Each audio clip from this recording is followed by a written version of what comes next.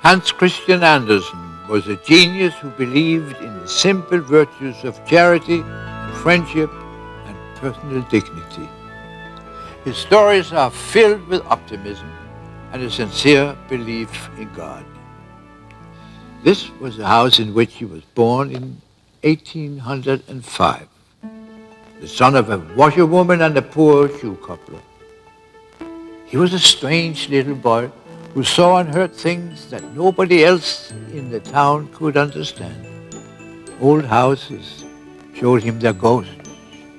Trees sighed their daydreams, and the winds whispered the legends of his native Denmark. And the ugly duckling is indeed the story of Hans Christian Andersen himself. From a skinny young misfit to a wild bird who flew high, great and noble in the world of literature. Now we have to get to the story, of course. Der var engang en prins, som gerne ville have en rigtig prins. Oh, excuse me. That was Danish.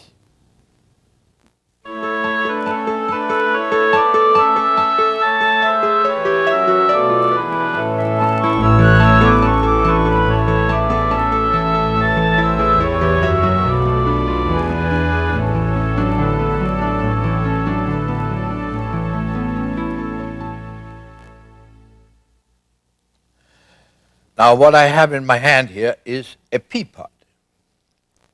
And when I open it, I see 2, 4, 6 little peas. Now, I'll take one out and tell you a story about it. It's not very big.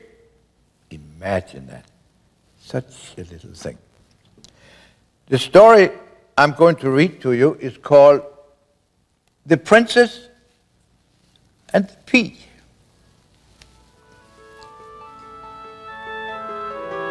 And the story goes like this.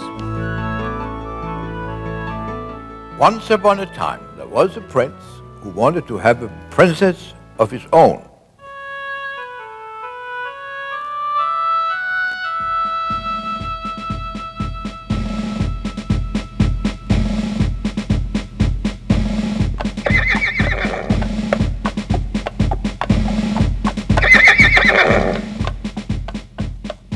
But she must be a proper princess.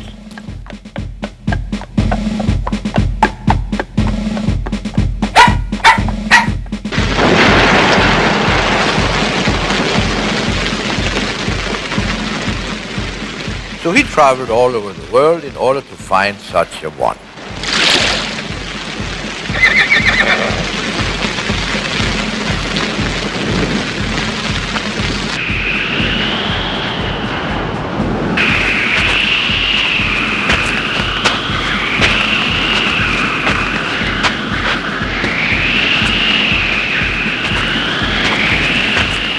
But every time there was something wrong.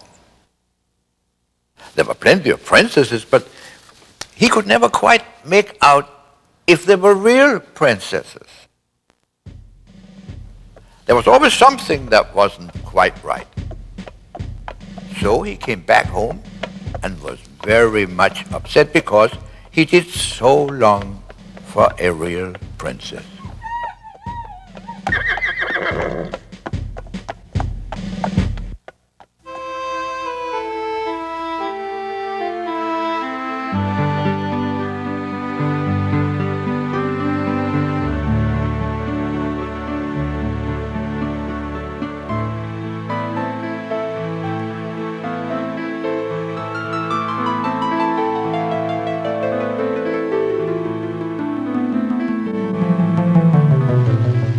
One evening, terrible storm blew up. Oh, there was lightning and thunder. The rain came pouring down. It was something dreadful. All at once, there was a knock at the city gate. And the old king went out to open it. It was a princess standing outside. But goodness, what a sight she was with the rain and the weather. The water was running all over her hair and her clothes, and in at the tip of her shoes and out again at the heels. And yet she declared she was a real princess. We shall soon see about that, thought the old queen.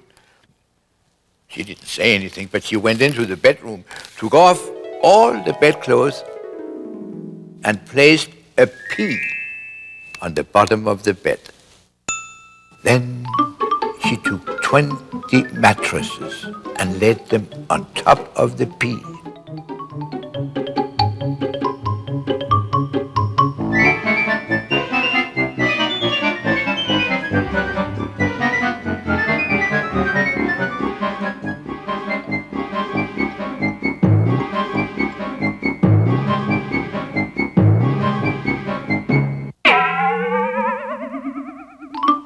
And then again 20 of the softest feather beds on top of the mattresses. That's where the princess had to sleep for the night.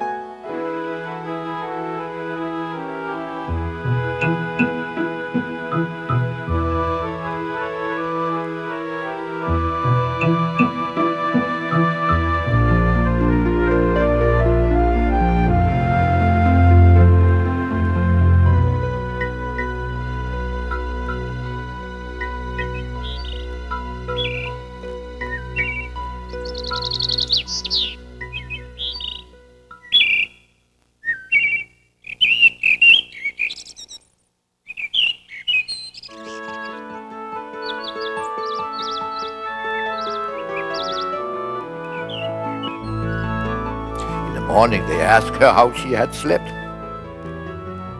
Oh, dreadfully badly, said the princess. I hardly had a wink of sleep all night.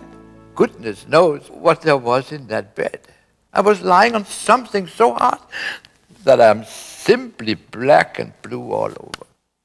It is perfectly dreadful. So then, of course, they could see that she really was a princess because she had felt the pea right through the 20 mattresses and the 20 feather beds. Nobody but a real princess could have such a tender skin as that. And so the prince took her to wife because now he knew that he had a proper princess.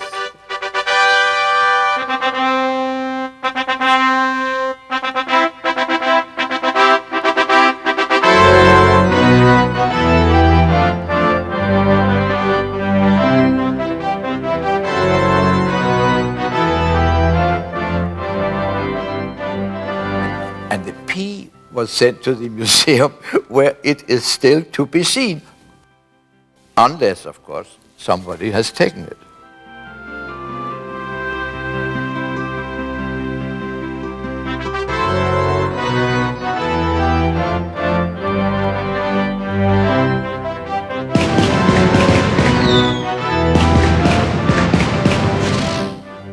There. That's something like a story, isn't it?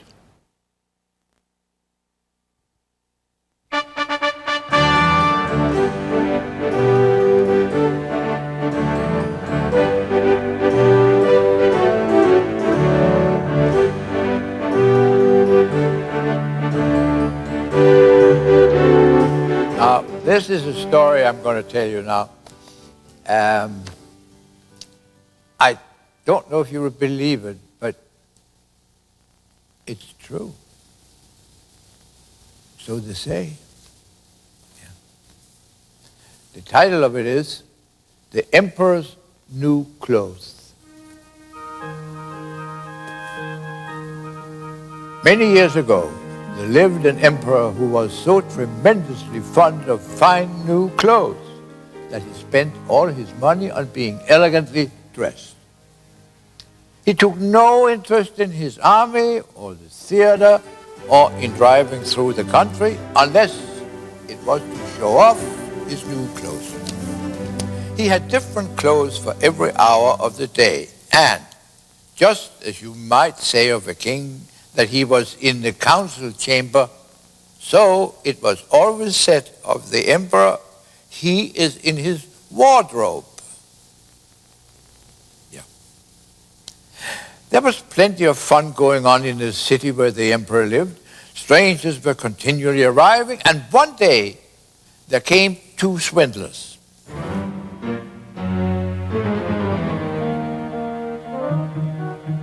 They pretended they were weavers and could weave the finest cloth imaginable. Not only were colors and design unusually attractive, but the clothes made from their material had the peculiarity of being invisible to anyone who wasn't fit for his post or who was hopelessly stupid.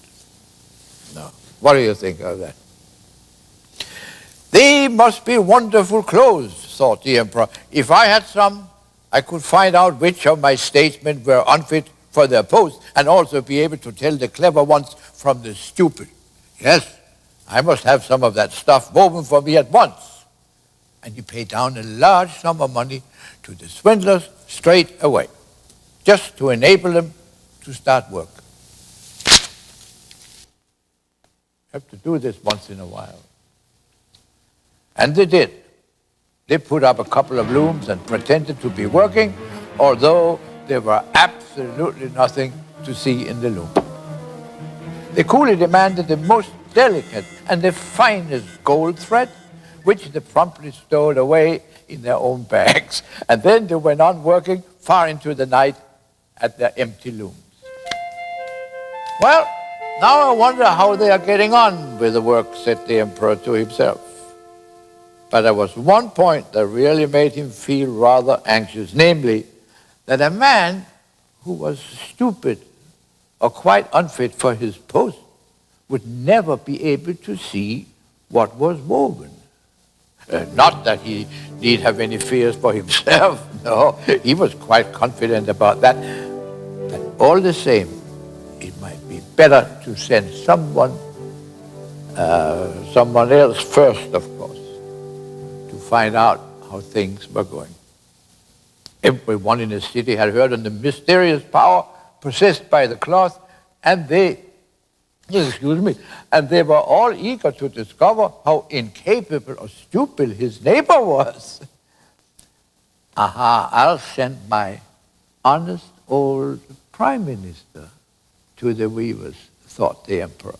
He's the best one to see what the stuff looks like, for he has plenty of sense, and nobody fills his post better than he does.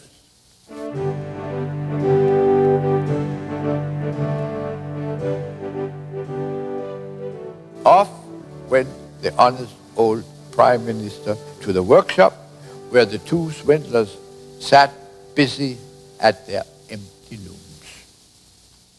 Lord bless my soul, thought the minister, with eyes popping out of his head. Why, I can't see anything.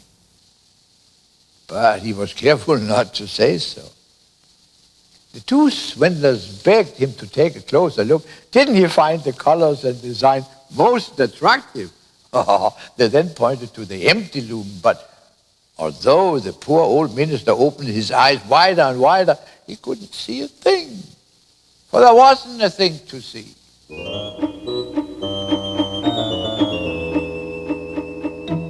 Good Lord, he thought, is it possible that I'm stupid? I never suspected that, and not a soul must hear of it. Can it be that I'm unfit for my post? No, it will never do for me to say that I can't see the material. Well, what do you think of it?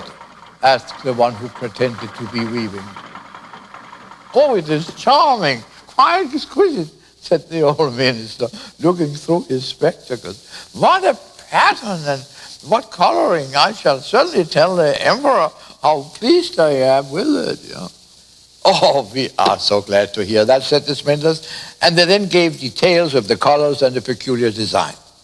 The old minister listened carefully so as to be able to repeat all this when he came back to the emperor, which he duly did. The Swindlers now demanded more money, more silk, and more gold thread, for these would be required for weaving. They put it all into their own pockets. Not a thread came into the loom, while they went on working the empty frames as before. By and by, the emperor sent another honest official to see how the weaving was getting on and whether the cloth wouldn't soon be ready. The same thing happened to him as to the minister. He looked and looked, but as nothing was there but the empty looms, he couldn't see anything.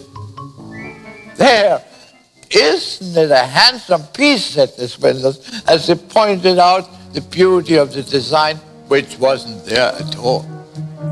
I know I'm not stupid, thought the man. So it must be my fine position I'm not fit for.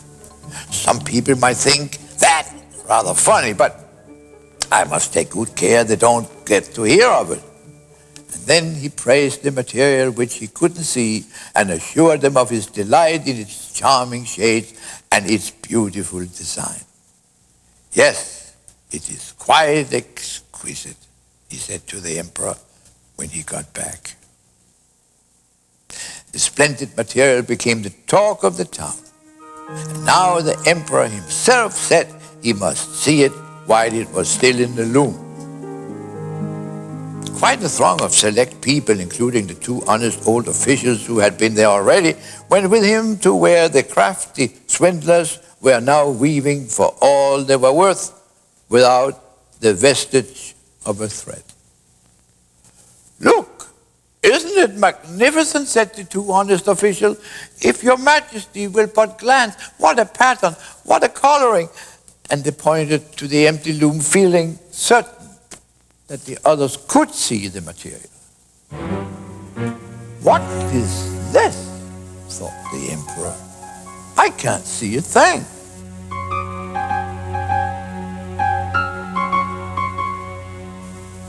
This is appalling. Am I stupid? Am I not fit to be emperor? My goodness, this is the most terrible thing that could happen to me. Oh, it's quite wonderful, he said to them. It has our most gracious approval. And he gave a satisfied nod as he looked at the empty loom. He wasn't going to say that he couldn't see anything. All the courtiers who had come with him looked and looked, but they made no more of it than the rest had done. Still, they all said just what the emperor said. Oh, it is quite wonderful.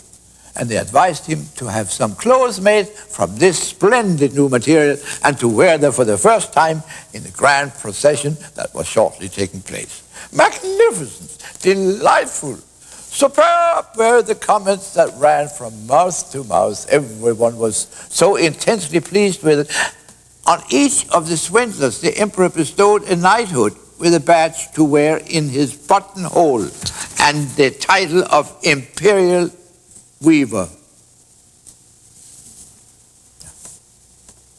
On the eve of the procession, the Swindlers sat up all night with something like 20 lighted candles. People could see how busy they were finishing off the emperor's new clothes. They pretended to take the stuff off the loom. They clipped away at the ear with huge scissors. They worked at the needles without thread. And at last they announced, there, the emperor's clothes are ready. Then the emperor, with his most distinguished gentlemen in waiting, went in person to the weavers, who each put out his arm just as if he were holding something and said, here are the breeches, here is the robe, and here is the mantle.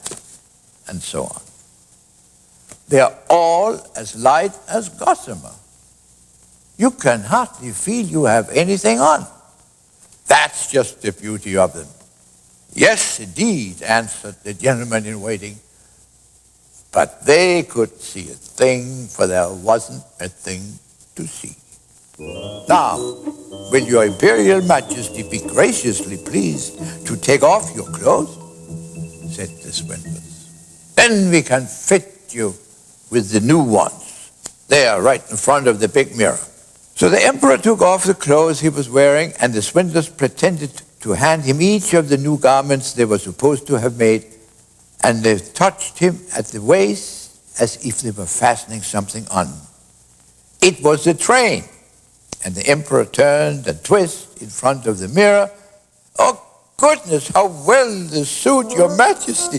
What a wonderful fit, they all exclaimed.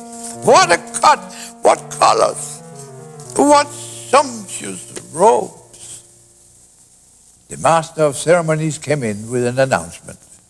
The canopy to be carried above your majesty in the procession is waiting outside. All right, I'm ready, said the emperor. Aren't they nice fit? And he turned round once more in front of the mirror, for he really had to make them think he was gazing at his fine clothes. The chamberlains who were to carry the train groped about on the floor as if they were picking the train up. And as they walked, they held out their hands, not daring to let it be thought that they couldn't see anything.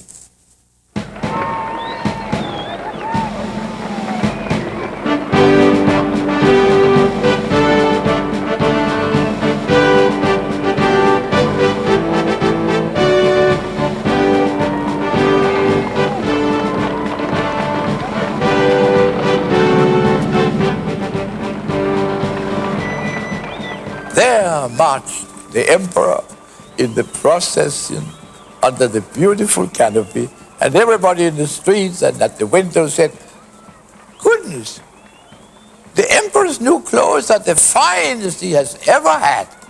What a wonderful train, and what a perfect fit. Oh, no one could let it be thought that he couldn't see anything, because that would have meant he wasn't fit for his job, or that he was very stupid.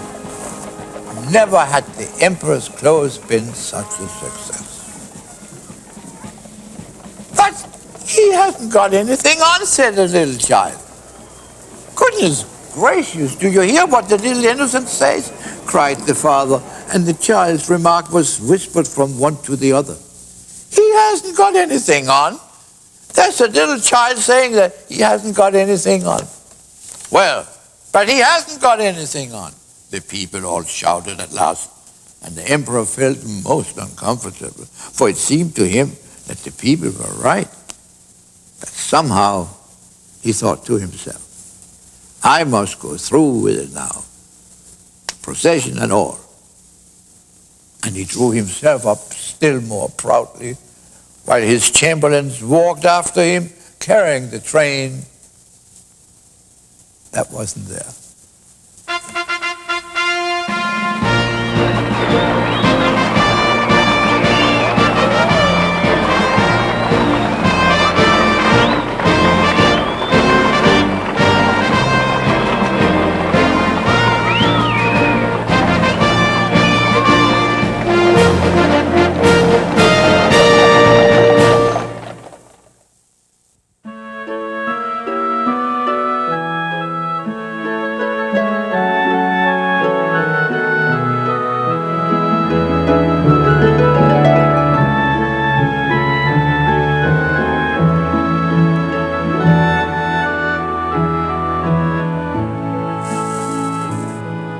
That be a dog egg? Well, let's see what happens. If I can find the story.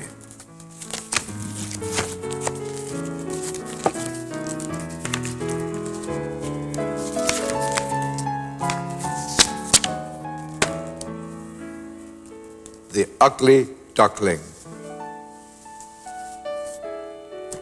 Summertime. how lovely it was out in the country, with the wheat standing yellow, the oats green, and the hay all stacked down in the grassy meadows.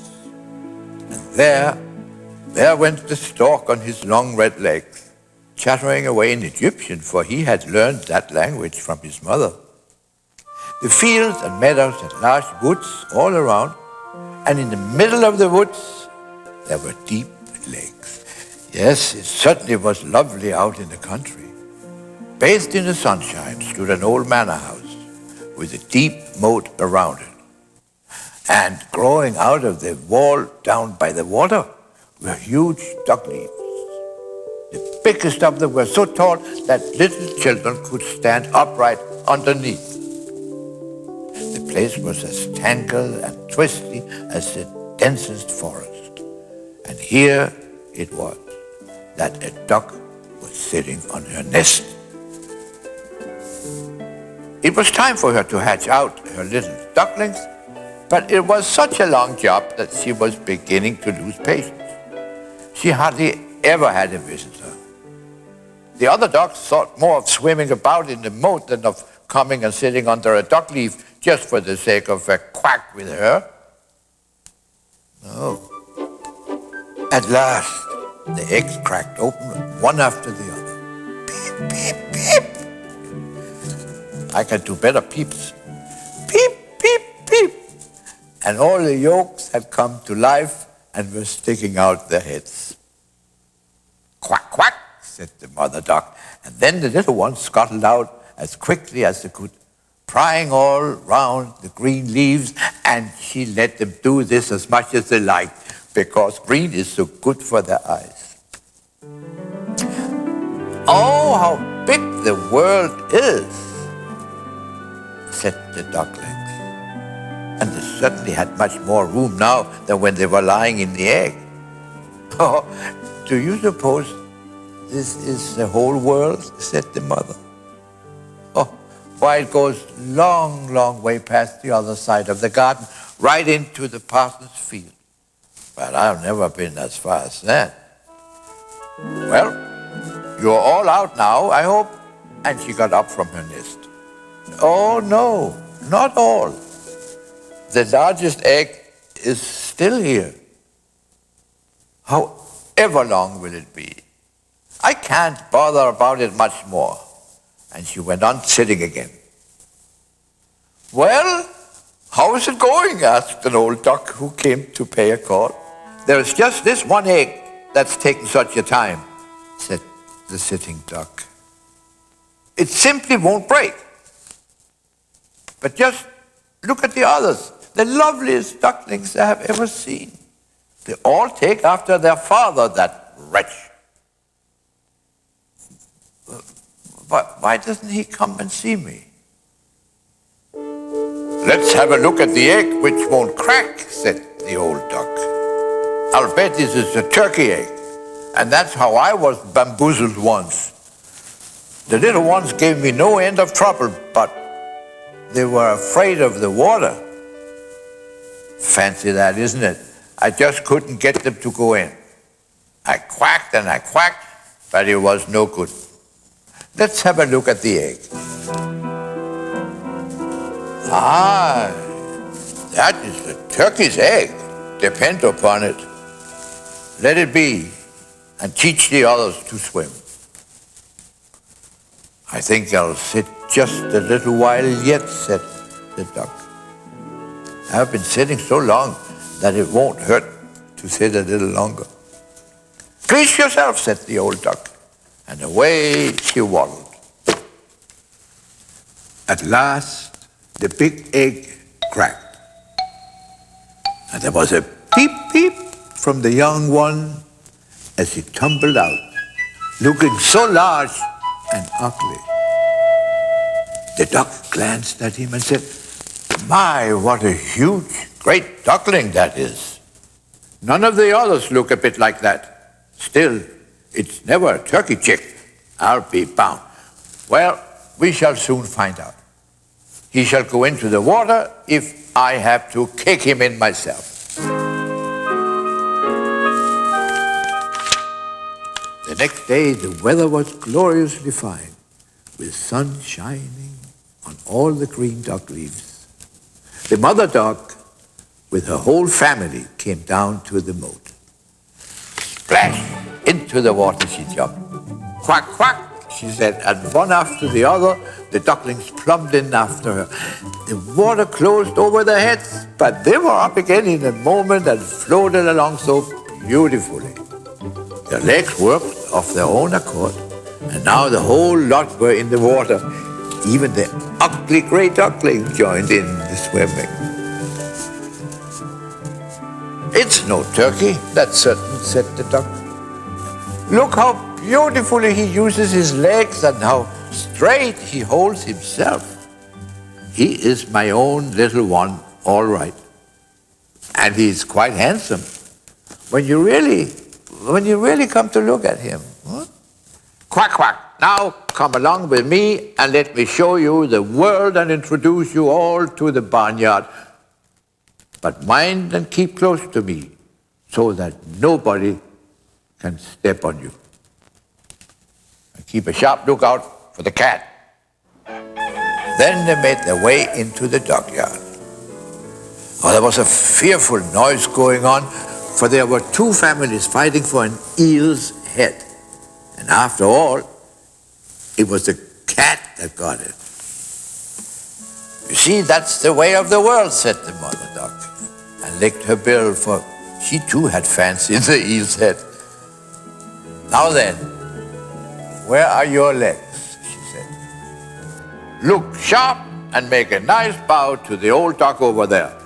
She is the most genteel of all these. She has Spanish blood. That's why she is so plump. And do you see that crimson rack she wears on one leg? It is extremely fine. It is the highest distinction any duck can win. It is as good as saying that there is no thought of getting rid of her. Man and beast are to take notice. Now look alive and don't turn your toes in. A well-bred duckling turns its toes out, like father and mother. And that's it. Now make a bow and say, quack. They all obeyed. But the other ducks round about looked at them and said out loud, there, now we have got to have that rabbit as well. As if there weren't enough of us already. What a sight that duckling is. We can't possibly put up with him. And one duck immediately flew at him and bit him in the neck. Leave him alone, said the mother. He's doing no one any harm. Yes, but he's so gawky and peculiar, said the one that had pecked him. So he'll have to be squashed. What pretty children you have, my dear, said the old duck with the rag on her leg. All of them but one, who doesn't seem right. I only wish you could make him all over again. No question of that, my lady, said the duckling's mother. He's not pretty, but he is so good-tempered, and he can swim just as well as the others. I dare say even a bit better. I fancy his looks will improve as he grows up, or maybe in time he will grow down a little. He lay too long in the egg, that's why he isn't quite the right shape. And then she plucked his neck for him and smoothed out his feathers. Anyhow, he's a drake, and so it doesn't matter so much, she added. I feel sure that he'll turn out pretty strong and be able to manage all right. The other ducklings are charming, said the old duck. Make yourselves at home, my dears, and if you should find such a thing as an eel's head, you may bring it to me. And so they made themselves at home. But the poor duckling, who was the last one out of the egg and looked so ugly, got pecked and jostled and teased by ducks and hens alike. The great God, they all clucked. And the turkey, who was born with spurs and therefore thought himself an emperor, puffed up his feathers like a ship under full sail and went straight at him and then he gobbled till he was quite red in the face. The poor duckling didn't know where to turn. He was terribly upset over being so ugly and the laughingstock of the whole barnyard. And that's how it was the first day. And afterwards, things grew worse and worse. The poor duckling got knocked about by all of them. Even his own brothers and sisters treated him very badly. And they kept saying, if only the cat would get you, you ridiculous gray guy. And the mother herself wished he were far away. The dogs nipped him, the hens pecked him, and the maid who had to feed the poultry let fly at him with her foot. After that, he ran away and fluttered over the hedge, and the little birds in the bushes grew frightened and flew into the air. That's because I'm so ugly, thought the duckling, and closed his eyes, and yet managed to get away.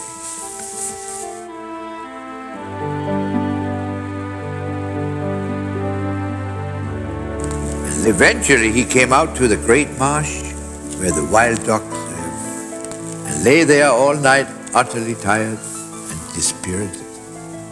In the morning, the wild ducks flew up and looked at their new companion. "Whatever are you?" they asked, and the duckling turned in every direction and bowed as well as he could. "What a scarecrow you are," said the wild ducks. "But that won't matter to us as long as you do not marry into our family." Poor thing, he wasn't dreaming of getting married. All he wanted was to be allowed to stay quietly among the rushes and drink a little marsh water. After he had been there for 2 whole days, 2 wild geese came along, or rather 2 wild ganders, for they were both males. It was not long since they were hatched, and that's why they were so perky. "Look here, my lad," they began. "You are so ugly that we quite like you.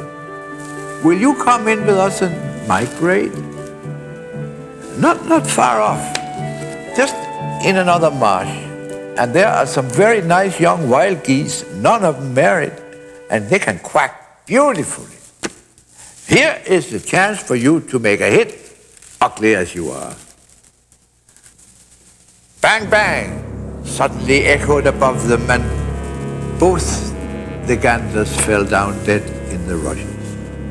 The water became red with blood. Bang, bang sounded once more, and flocks of wild geese flew up from the rushes so that immediately fresh shots rang out.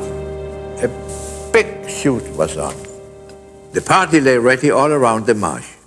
Some even sat up in the trees on the branches that stretched right out over the rushes. Clouds of blue smoke drifted in among the dark trees and hung far over the water. Splashing through the mud came gun dogs, bending back reeds and rushes this way and that. It was terrifying for the poor duckling, who was just turning his head around to bury it under his wing, when he suddenly found close beside him a fearsome great dog with lolling tongue and grim glittering eyes. It lowered its muzzle right down to the duckling, bared its sharp teeth, and splash! It went off again without touching him. The duckling gave a sigh of relief. Thank goodness, I'm so ugly that even the dog doesn't fancy the taste of me. And he lay there quite still while the shot pattered on the reeds and crack after crack was heard from the gun. Now, it was late in the day before everything was quiet again. But the poor duckling didn't dare to get up yet. He waited several hours before he took a look around and then made off from the marsh as fast as he could go. Over field and meadow he scuttled. But there was such a wind that he found it difficult to get along. Towards evening, he came up to a poor little farm cottage. It was so broken down that it hardly knew which way to fall, and so it remained standing. The wind whizzed so fiercely round the duckling that he had to sit on his tail so as not to be blown over. The wind grew worse and worse. Then he noticed that the door had come off one of its hinges and hung so much on the slant that he could slip into the house through the crack. And that's just what he did. There was an old woman living here with a cat and a hen. The cat, whom she called Sonny, could arch its back and purr. It could even give out sparks if you stroked its fur the wrong way. The hen had such short little legs that it was called chickapitty short legs. It was a very good layer, and the woman loved it just like her own child. Next morning, at once they noticed a strange duckling, and the cat started to purr and the hen to cluck. "My, what's up?" said the woman, looking round. But her sight wasn't very good, and she took the duckling for a fat duck that had lost its way. "My, what a find," she said. "I shall be able to have duck's eggs. As long as it isn't a drake, we must give it a trial." And so the duckling was taken on trial for 3 weeks. But there was no sign of an egg. Now the cat was master of the house and the hen was mistress. And they always used to say, "we and the world," because they fancied that they made up half the world and, what's more, much the superior half of it.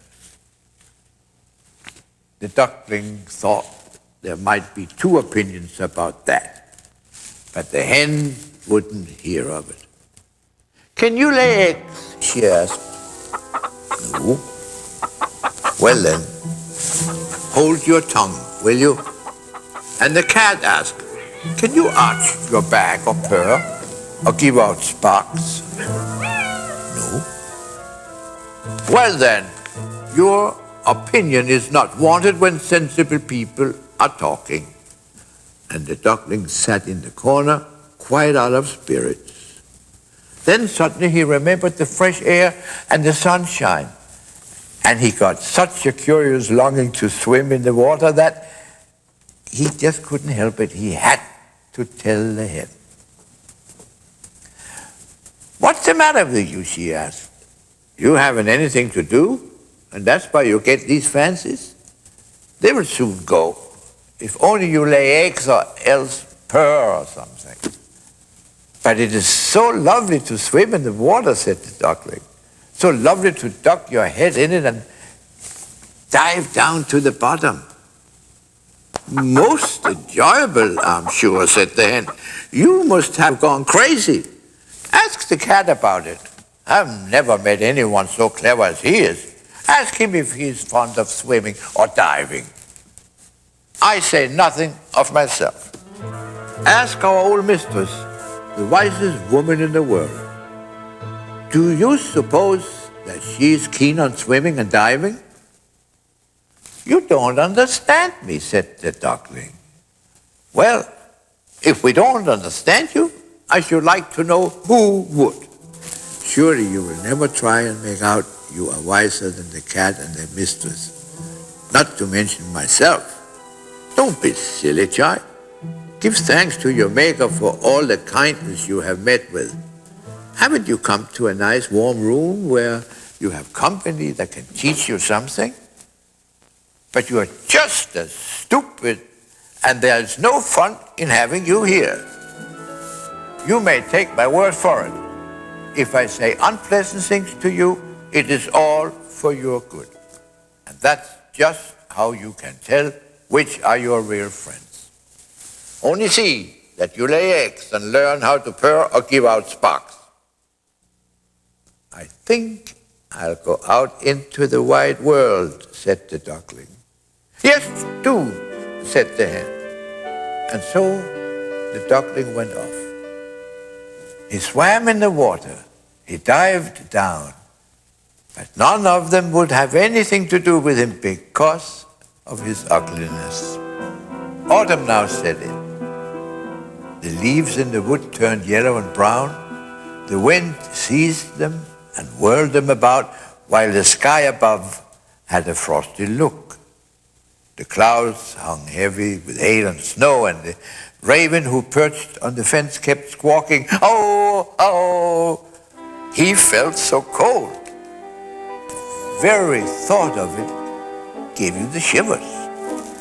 Yes, the poor duckling was certainly having a bad time.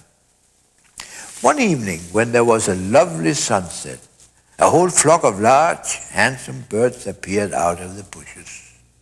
The duckling had never seen such beautiful birds, all glittering white with long, graceful necks.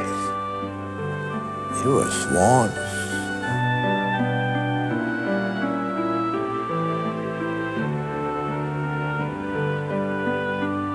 They gave the most extraordinary cry, spread out their magnificent long wings, and flew from this cold country away to warmer lands and open lakes.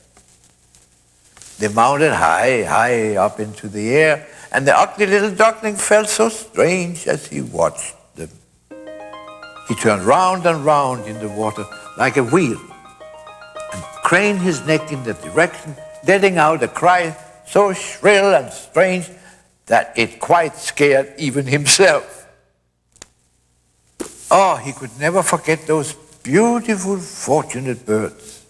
And immediately, when they were lost to sight, he dived right down to the bottom, and when he came up again, he was almost beside himself. He had no idea what the birds were called, nor where they were flying to. And yet, they were dearer to him than any he had ever known. He didn't envy them in the least. Oh, how could he ever dream of such loveliness for himself? Oh, no, he would be quite satisfied if only the ducks would just put up with him, poor, gawky-looking creature. What a cold winter it was. The duckling had to keep swimming about in the water to prevent it freezing right up. But every night, the pool he was swimming in grew smaller and smaller. And then the ice froze so hard that you could hear it creaking. The duckling had to keep his feet moving all the time to prevent the water from closing up. At last, he grew faint with exhaustion and lay quite still and finally froze fast in the ice.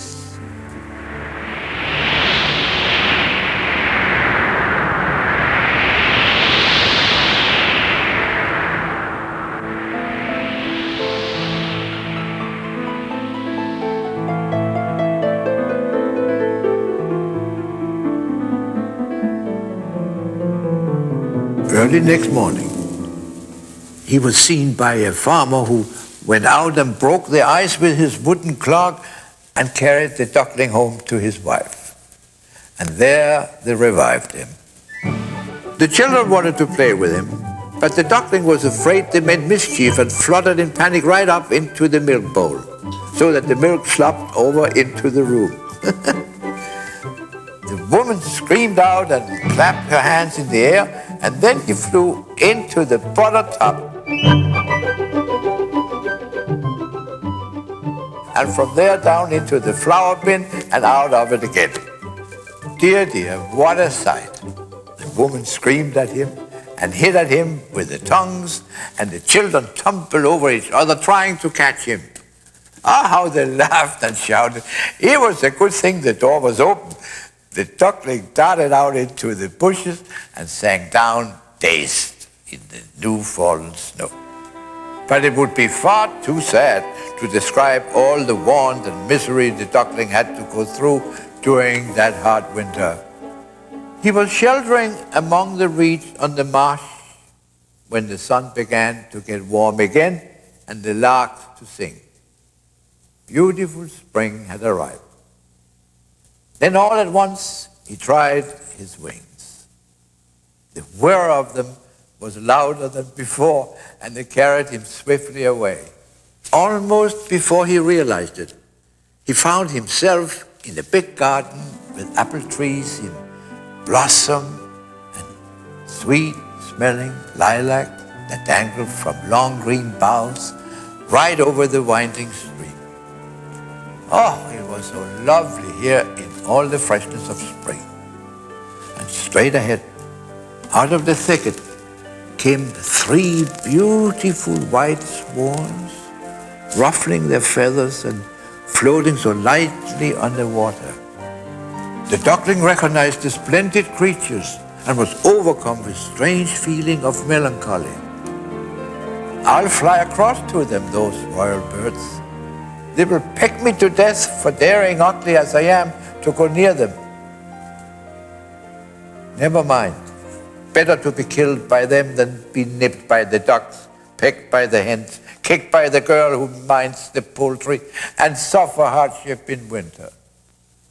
And he flew out onto the water and swam towards the beautiful swans.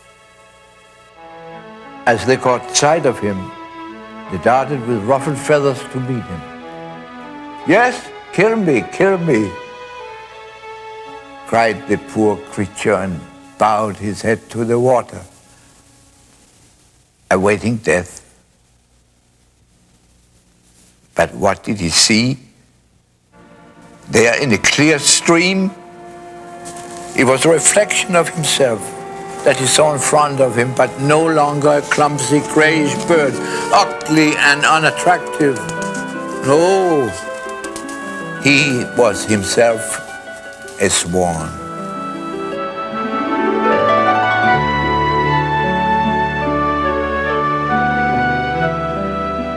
It doesn't matter about being born in a dockyard, as long as you're hatched from a swan's egg. He felt positively glad at having gone through so much hardship and want.